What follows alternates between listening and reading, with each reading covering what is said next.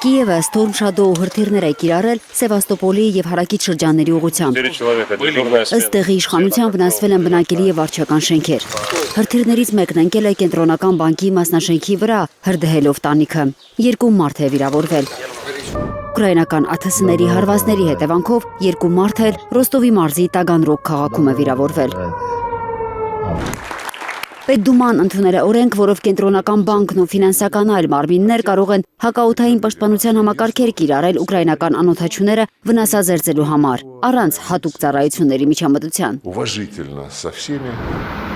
Հոբ համակարգեր կտեղակայվեն ինչպես կենտրոնական բանկի, այնպես էլ երկրի խոշորագույն բանկի, Սբերբանկի եւ ռուս ինկասացիայի տարածքներում։ Աշխատակիցներին կթույլատրվի նաեւ զենք կրել։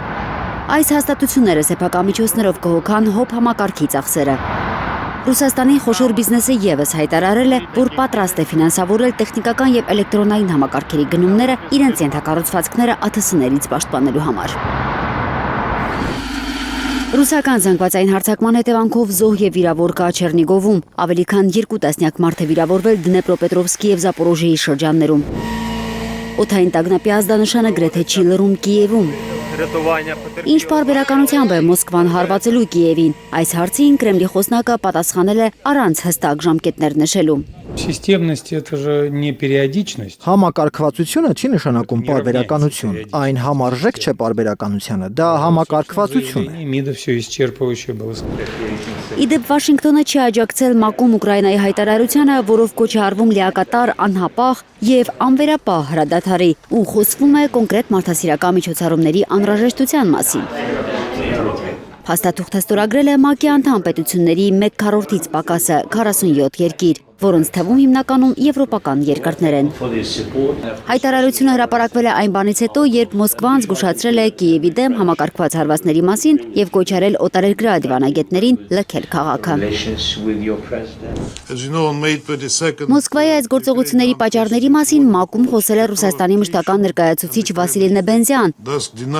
մեղադրելով արևմտյան երկրներին կողմնակալության համար։ Նրա խոսքով Արևմուտքն անտեսում է Ռուսաստանի տարածքում ուկրաինական հարվածները, որոնց թիրախում ըստ Մոսկվայի հաճախ քաղաքացիական բնակչությունն է լինում։ Ուկրաինայի հետ բանակցություններ այժմ չկան։ Մենք ուրվագծել ենք մեր պայմանները եւ սահմանել, թե ինչ ենք նկատի ունենում իրական բանակցություններ ասելով։ Խոսքը առաջնագծի սառեցման մասին չէ, որին Կիևն այդքան ձգտում է։ Չնայած ուկրաինական քարոզչության պնդումներին, թե շուտով կհաղթեն։ Մինչև հակամարտության արմատական պատճառները չլուծվեն, անհնար է խոսել դրա ավարտի մասին։ Որպես հակամարտության հիմնական պատճառներ Մոսկվան շարունակում է նշել Ուկրաինայի ՆԱՏՕ-ին անդամակցելու ձգտումները, Ուկրաինայի ներկայիս ղեկավարության ռուսների ձևակերպմամբ նեոնացիստական բնույթը, ինչպես նաև Ուկրաինայի ռուսախոս բնակչության նկատմամբ հետապնդումները։ Սովինար Բարխուդարյան, Անի Ղանդիլյան, Հայլուր։